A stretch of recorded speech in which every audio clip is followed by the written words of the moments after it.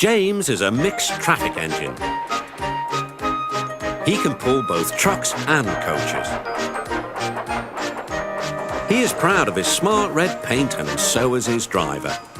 Everyone says you brighten up their day, James. One morning, James whistled loudly at the other engines. "Look at me, I'm the smartest, most useful engine on the line." "Rubbish," replied Thomas. "We're all useful. The Fat Controller says so, and he's Sir Topham Hatt, head of the whole railway." "You know what, James?" added Percy. "What?" replied James. "You're getting all puffed up." James huffed away.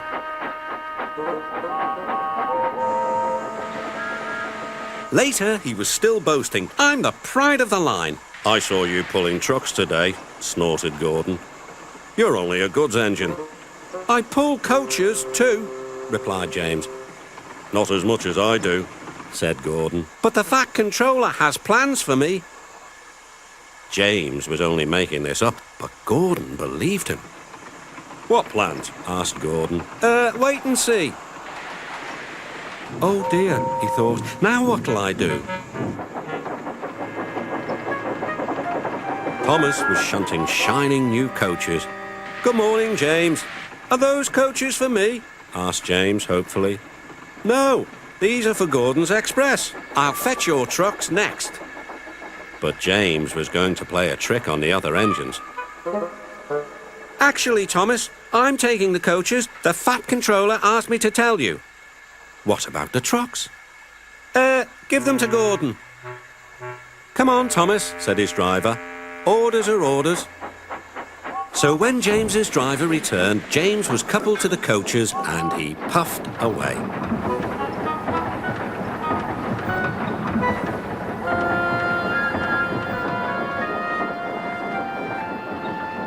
Thomas returned with the trucks. A few minutes later, Gordon arrived. "Where's the express?" Thomas told him about James. "And so here are your trucks." Gordon was very cross, and so was his driver. Wait till the Fat Controller hears about this. Meanwhile, James was enjoying himself enormously. "What a clever plan! What a clever plan!" he chuckled. Then he saw the Fat Controller. "Some jokes are funny, but not this one, James. You have caused confusion." "Yes, sir," said James. "You will stay in your shed until you are wanted." The other engines teased James. "I wonder who'll be pulling the express today," said Gordon. "I expect it'll be you," replied Henry. "James is stuck in the shed for being silly." James felt sad. Next morning, he went back to work. "Hello," whistled Thomas. "Good to see you out and about again." "I'm sorry I tricked you," said James. "Are these my trucks?" "Yes," replied Thomas kindly. "They are pleased to have you back." James set off to the harbour with his goods train of trucks. He bustled about all day, pushing and pulling them into place.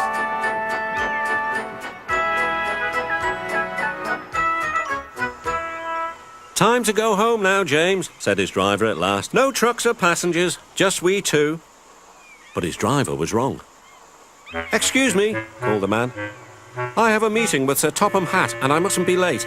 May I ride back with you?" "Of course," replied James's driver. Then he whispered to James, "This gentleman is a railway inspector." James was most impressed. He steamed along the line as smoothly and quickly as he could. The Fat Controller was waiting on the platform and the railway inspector greeted him warmly. "This clever engine gave me a splendid ride. You must be proud of him." "Yes, indeed." The Fat Controller turned to James. "Once again, you are a really useful engine."